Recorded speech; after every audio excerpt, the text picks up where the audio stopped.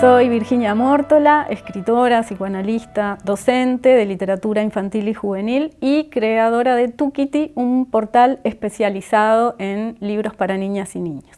Les doy la bienvenida a estos encuentros que son iniciativa de Profuturo y el programa de formación docente, que tendremos 2 encuentros. Este es el primero. En este video vamos a conversar sobre la relevancia del juego y la literatura en la primera infancia y cómo esos 2 lugares, el juego y la literatura, forman parte de un mismo territorio que está habitado por la ficción. En la segunda parte, que va a ser un encuentro virtual, vamos a hablar sobre monstruos, sobre los monstruos favoritos de los niños, sobre cuál es el lugar de los monstruos en la literatura y en el juego, y los voy a invitar a crear un taller de escritura o de creación oral o de dibujo de monstruos para que ustedes puedan hacerlo en las aulas. El juego y la literatura, como dije recién, habitan un mismo territorio. Eso es lo que voy a tratar de desarrollar para que ustedes puedan acompañarme en esta comprensión. Por ejemplo, empecemos por el juego. Cuando se usa la expresión "es un juego de niños", es una expresión que a mí no me gusta mucho en realidad, porque parece que fuera algo intrascendente, como que lo describe como algo muy sencillo y quizá sin importancia. Sin embargo, mientras el niño juega, toma una actitud activa y no pasiva, recrea lo que le ha sucedido en el día, y puede ser tanto el tornado que arrastra las hojitas de aquí para allá, como la hojita que es arrastrada por el viento. Puede ocupar el lugar que elija. Eso no puede hacerse en cualquier momento de la vida. Bueno, entonces, a través del juego, cuando recién llega al mundo, el bebé descubre el mundo. Es como en el saboreo del sonido, del balbuceo, que empieza a descubrirse la posibilidad del lenguaje. Y es en el juego con el adulto que repite esos sonidos y lo que se va conformando juntos, que el niño entra en el universo, en este mundo, y entra en el mundo del lenguaje. O sea que ya ahí empezamos a encontrar los primeros lazos entre la literatura y el juego. Luego el juego también va a ser de este lugar de descubrimiento del mundo a través del cuerpo y del juego con su propio cuerpo. Entonces en el juego el mundo se descubre primero y después se empieza a ensanchar, porque una vez que aparece la capacidad de abstracción y la capacidad simbólica, en el juego empiezan a suceder un montón de otras cosas. El niño puede imaginar, puede crear a su antojo, como le dé la gana. Mientras el niño juega, mientras jugamos, porque al principio es el adulto el que juega para que después el niño pueda jugar solo. Lo mismo con las historias, primero somos los adultos los que las ofrecemos para que después puedan hacerlo solos. En esos procesos hay un primer momento de descubrimiento del mundo, otro momento en donde la imaginación y la creatividad hacen al mundo más habitable, o por lo menos son intentos de comprender el mundo, ensayos a través del juego de procesar la existencia. Antropólogos, sociólogos, psicopedagogos, psicólogos, desde todas las disciplinas han hablado de la importancia del juego en la primerísima infancia. Yo creo que en toda la vida, pero bueno, estamos hablando de primera infancia. Hay un escritor, un filósofo e historiador neerlandés que se llama Johan Huizinga, que escribe un libro que se llama Homo Ludens, y él propone algo que es muy interesante. Dice que la nominación que tenemos los seres humanos como Homo sapiens, en un momento no alcanzó, porque no solo somos seres racionales, sino que ahí se sumó la idea del Homo faber como artesano, pero él dice que realmente esas 2 nominaciones tendrían que estar acompañadas por la de Homo Ludens, y les voy a leer una cita de su libro. Las grandes ocupaciones de la convivencia humana están impregnadas por el juego. Tomemos por ejemplo al lenguaje. este primero y supremo instrumento que el hombre construye para comunicar, enseñar, mandar, por el que distingue, determina, nombra las cosas. Tras cada expresión de algo abstracto hay una metáfora, y tras ella un juego de palabras. Así, la humanidad se crea constantemente su expresión de la existencia, un segundo mundo inventado, junto al mundo de la naturaleza. O sea, que él de alguna manera sostiene que el juego está cargado de sentido.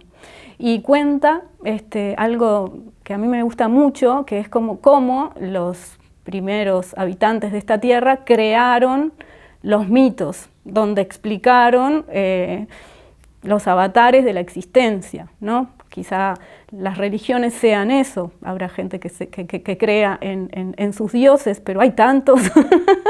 Entonces, lo que él plantea es algo así como que hay un espíritu lúdico e inventivo en el ser humano que hace de estos seres parte de lo real, o sea, ahí también hay un encuentro entre la ficción y la realidad muy potente. No sabemos realmente si los dioses existen o no, podemos creerlo, pero claramente tienen una construcción narrativa muy sólida.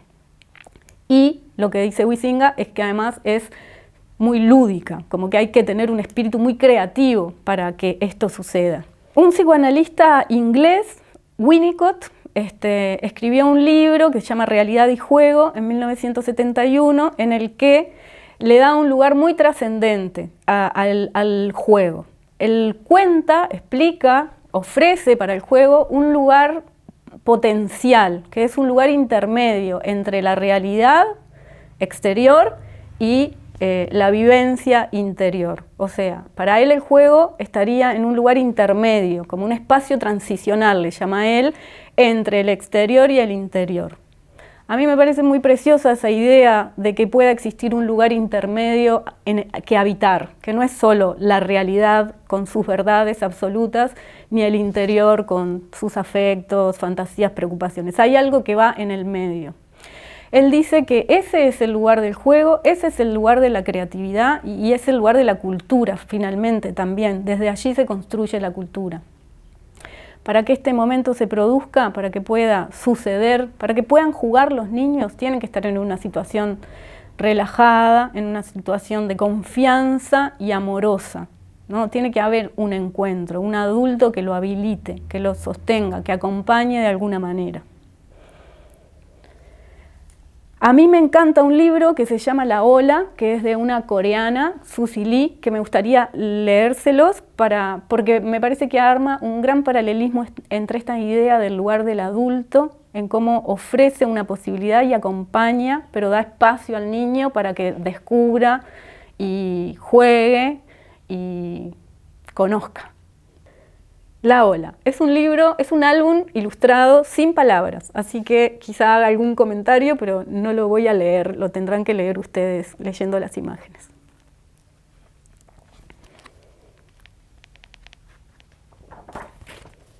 La Ola. Acá llega la mamá y la niña.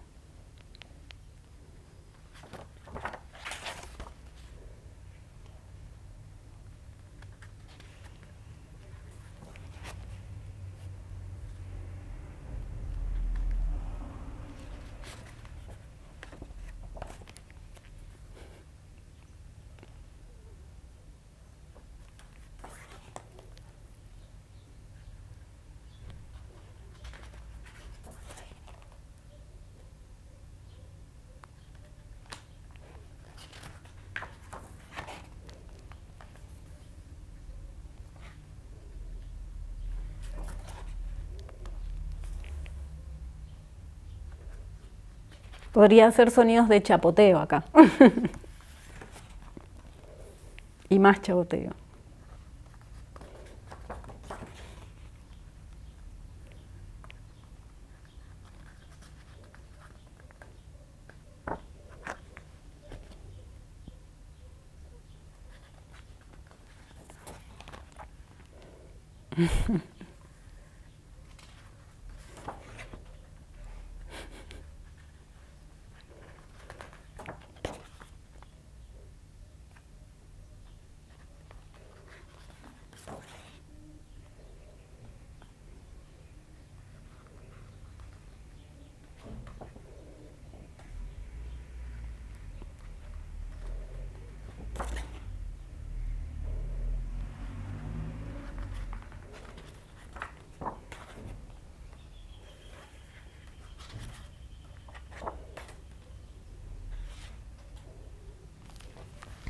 La niña llega con la madre a la playa, o sea, es la madre la que la trae, le ofrece esa posibilidad de juego con el mar, ese posible encuentro. Y es una presencia permanente pero invisible de alguna manera, ¿no? Ella trae, ofrece, pero acompaña desde un lugar en el que le ofrece confianza como para que ella pueda hacer como si estuviera sola y es su propia experiencia.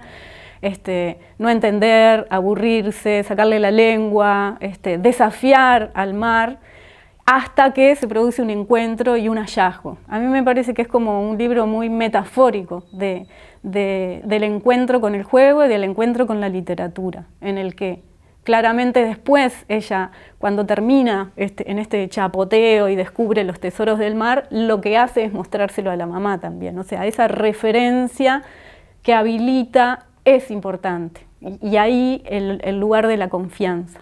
Así es que jugando accedemos al mundo y después intentamos comprenderlo. Lo mismo con la literatura. Las primeras palabras surgen también de las canciones de cuna, por ejemplo, son el primer encuentro con la literatura y es un encuentro muy lúdico y afectivo, o sea, el afecto también es crucial en todo esto. Y también, por ejemplo, si nos ponemos a pensar en los niños y en las niñas, cuando ya no son bebés, la mayoría, hay millones de juegos que tienen que ver con el movimiento, el lenguaje y la canción, ¿no? Los juegos de palmas, puso un huevito, también ahí hay como un encuentro en donde está este territorio de la ficción habitado en la infancia de una manera quizá visible, quizá para otros no tan visible, pero es un juego que tiene un cierto texto que además vincula el cuerpo, ¿no? Entonces todo eso empieza junto, ¿no? El cuerpo y la música, la melodía también. Después vamos creciendo y vamos abandonando algunos placeres de la vida.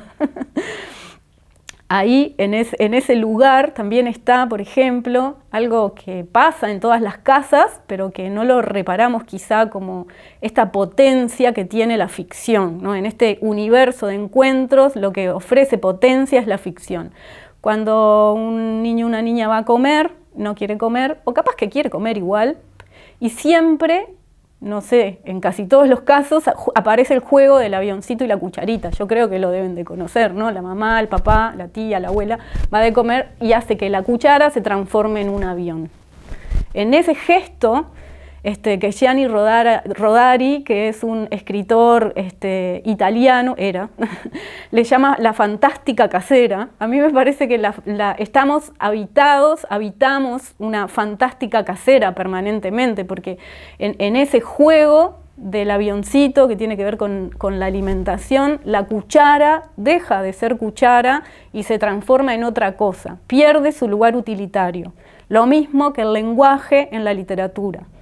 Pierde su lugar utilitario y se pone al servicio de las historias y también del juego con el lenguaje. Los trabalenguas, por ejemplo, las rimas, los juegos de canciones. Walter Benjamin, en un artículo que se llama Juguetes y Juegos, de 1938, también habla como de la importancia del juego como en la adquisición de los hábitos y de lo cotidiano. Dice que está plagada, los aprendizajes también están plagados de lo lúdico. Por ejemplo, ahí dice, el juego y ninguna otra cosa es la partera de todo hábito. Comer, dormir, vestirse, lavarse, tienen que inculcarse al pequeño en forma de juego, con versitos que marcan el ritmo, y acá aparece la literatura también. El hábito entra en la vida como un juego, en él y aún en sus formas más rígidas perdura una pizca de juego hasta el final. Acá me parece que está quedando claro que estoy tratando de convencerlas y convencerlos que la ficción es un territorio importantísimo donde habitamos todos los seres humanos. Graciela Montes, por ejemplo, que es argentina, tiene una noción que se parece muchísimo a la de Winnicott. Ella habla de la frontera indómita, que es el lugar de la poesía y de la creación. O sea, ella está creando un espacio, al igual que lo hizo Winnicott, que llama Frontera Indómita porque lo ubica en el mismo lugar, entre la realidad y la ficción, un lugar como intermedio posible de habitar por los seres humanos. Acá otra persona que viene de otro universo tiene como esta misma idea. A mí me gusta cuando voy leyendo y encontrándome gente de lugares diversos que van llegando como a las mismas ideas. Y hay algo del espacio, este espacio novedoso, intermedio, y del tiempo también, porque por ejemplo Graciela Montes habla de que en esta experiencia hay algo como de una detención del tiempo cronológico. Las cosas transcurren en otra dimensión del tiempo. Quizá alguien juega y no se dio cuenta que pasaron 3, 4 horas, o cuando estamos muy metidos escribiendo, por ejemplo, a los que nos gusta escribir, a mí me pasa a veces que me pongo a escribir y no sé cuánto tiempo, pasó mucho más tiempo del que a mí me pareció, como que hay una pérdida de la dimensión del tiempo, que se produce cuando hay algo de la experiencia que cala en los seres humanos, niños, niñas, adultos. Por ejemplo, los adultos, si en nuestro trabajo simplemente somos máquinas productoras de cosas, como en los tiempos modernos, claramente hay una tristeza que se nos va a ir instalando. Si no hay un espacio para lo creativo, sea cual sea el lugar que eso ocupe, hay una pérdida de la potencia del ser humano, porque no solo nos alimentamos y necesitamos cariño, también necesitamos habitar este espacio de la ficción, este espacio intermedio. Antonio Muñoz Molina dio 4 conferencias en 1991 que las tituló 4 divagaciones sobre la realidad de la ficción. ¿Qué parte de ficción hay en la realidad y qué parte de realidad hay en la ficción?, se pregunta él, y dice: no se trata de una sofisticada preocupación literaria, sino de un estupor tan compartido que se traduce en el habla común. Y acá también él trae algo de esto, ¿no? En el habla común, en los juegos de la fantástica casera, ¿no? Hay algo que la ficción nos habita. Él pone un ejemplo, dice que, bueno, ¿por qué nos quedamos mirando, perdiendo la noción del tiempo a un personaje en la pantalla o a alguien que nos narra una historia con tanta fascinación o más que como cuando escuchamos a un ser querido, ¿no? ¿Qué es eso? ¿Qué nos mueve hacia ese lugar? Y él plantea que estamos habitando permanentemente y que la ficción nos habita y que habitamos la ficción así como la realidad, como si estuvieran entramadas. Porque, por ejemplo, también en lo cotidiano decimos, tiene una casa de película. O sea, cuando queremos referir a algo de la realidad que nos parece sorprendente, lo llevamos al nivel de la ficción. O si queremos decir que una expresión que yo escuché muchas veces es: ¡ay, qué linda que está! Parece una muñequita. O sea, la ficcionalizamos, ¿no? O un amor de novela, por ejemplo, ¿no? Permanentemente, para explicarnos la realidad, usamos expresiones que vienen del lugar de la ficción. Y también Freud, pues no lo podía dejar afuera, en El poeta y el fantaseo diurno, un texto de 1907, habla de que cuando el niño juega se comporta como un poeta, porque él ahí acomoda el mundo a su antojo. No solo que puede crear otros mundos, sino que el mundo puede ser creado como a su antojo. Lo ordena y lo desordena, le da rienda a la fantasía y a los miedos, las inquietudes, todo lo que surge él de algún modo en ese territorio del juego. La ficción le ofrece la posibilidad de un cierto control o encuentro desde de un lugar más seguro. Y claro que esto no puede ser desestimado, ¿no? Un juego de niños, ahora capaz, después de todo esto que acabo de decir, podemos entender que no es menor, como a veces las cosas de los niños se transforman en menores.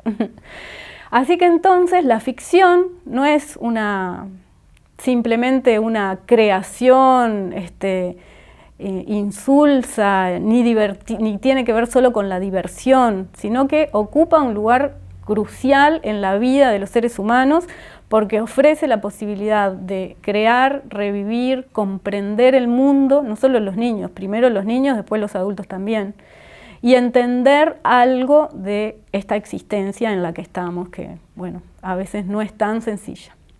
Por eso, en el próximo encuentro, que va a ser virtual, las invito a desarrollar un taller de escritura. Ustedes van a escribir, pero para que inviten a los niños a crear puede ser oralmente también.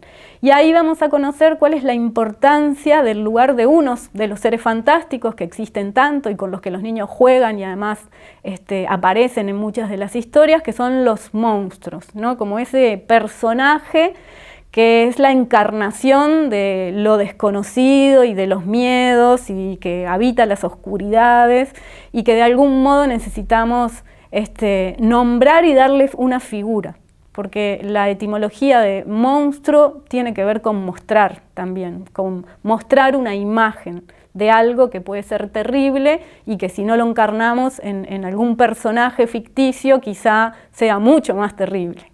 Bueno, y para entrar en clima voy a leer un libro que tiene uno de mis monstruos favoritos, que es un clásico de la literatura infantil, es Donde viven los monstruos, de Maurice Sendak. Porque ya que hablamos de literatura y de juego, tengamos algo de la experiencia también, ¿no? Donde viven los monstruos. La noche que Max se puso su traje de lobo y se dedicó a hacer travesuras de una clase y de otra, su madre lo llamó monstruo y Max le contestó: «Te voy a comer», y lo mandaron a la cama sin cenar.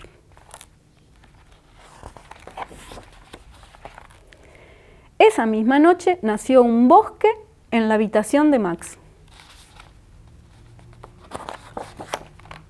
Y creció. Y creció hasta que había lianas colgando del techo y las paredes se convirtieron en el mundo entero. Y apareció un océano con un barco particular para él, y Max se marchó navegando a través del día y de la noche, entrando y saliendo por las semanas, saltándose casi un año hasta llegar a donde viven los monstruos. «Se acabó», dijo Max, y envió a los monstruos a la cama sin cenar. Y Max, el rey de todos los monstruos, se sintió solo y quería estar donde alguien le quisiera más que a nadie. Entonces, desde el otro lado del mundo, le envolvió un olor a comida rica y ya no quiso ser el rey del lugar donde viven los monstruos.